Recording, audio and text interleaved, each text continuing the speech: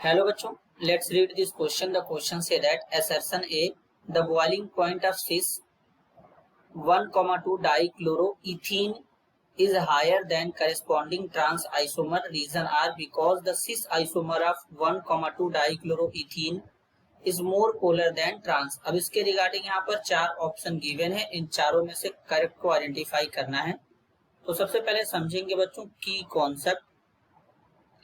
Concept होगा properties of organic compound.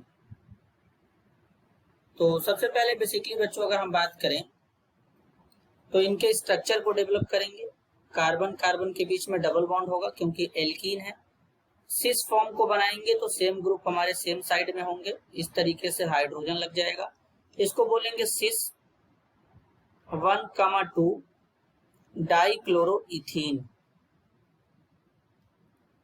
डाइक्लोरोइथीन। अगर हम इसका ट्रांसफॉर्म बनाएंगे तो सेम ग्रुप अपोजिट साइड में हो जाएंगे बच्चों, कुछ इस तरीके से। तो ये हमारा ट्रांसफॉर्म हो जाएगा, इसको बोलेंगे ट्रांस 1,2 डाइक्लोरोइथीन।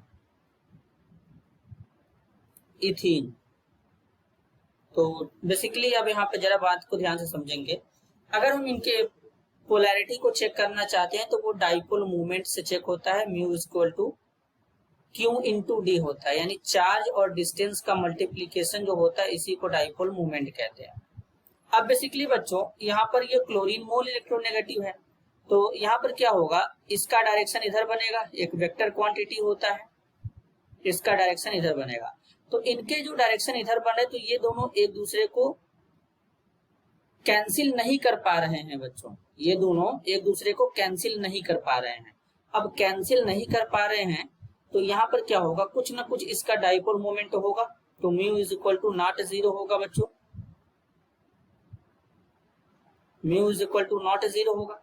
लेकिन अगर हम यहाँ पर देखें तो यहाँ पर ये Cl इधर है, ये Cl इधर है, दोनों एक दूसरे के अपोजिट साइड में लगे हैं, तो इनका रिजल्टेंट, इसका डाइपोल इधर, इसका डाइपोल इधर बनेगा। तो इनके रिजल्टेंट एक दूसरे को कैंसिल करेंगे, किसमें, ट्रांस में। तो म्यू इज इक्वल टू यहाँ पे क्या हो जाएगा, डाइपोल मोमेंट जीरो हो जाएगा। जबकि सिस में क्या है, डाइपोल मोमेंट जीरो नहीं है, तो सिस वाला क्या होगा, पोलर होगा, और ट्रांस वाला क्या होगा, नॉन पोलर होगा बच्चों। नॉन पोलर होने का मतलब क्या है, इनका डाइपोल मोमेंट जो जीरो है। तो यानी डाइपोल मोमेंट कहाँ पे, सिस में डाइपोल मोमेंट ज्यादा है, सिस में डाइपोल मोमेंट ज्यादा है।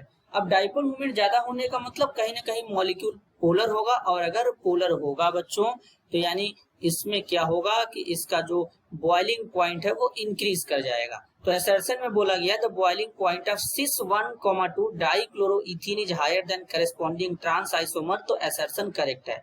रीजन आर में बोला गया because the cis isomer of 1,2 dichloroethene is more polar than trans. Reason भी यहाँ पे करेक्ट है बच्चों, क्योंकि पोलैरिटी ज्यादा होता है, किसमें, ट्रांस में पोलैरिटी, यहाँ पे सिस में पोलैरिटी क्या है बच्चों, ज्यादा है, ट्रांस में पोलैरिटी है ही नहीं।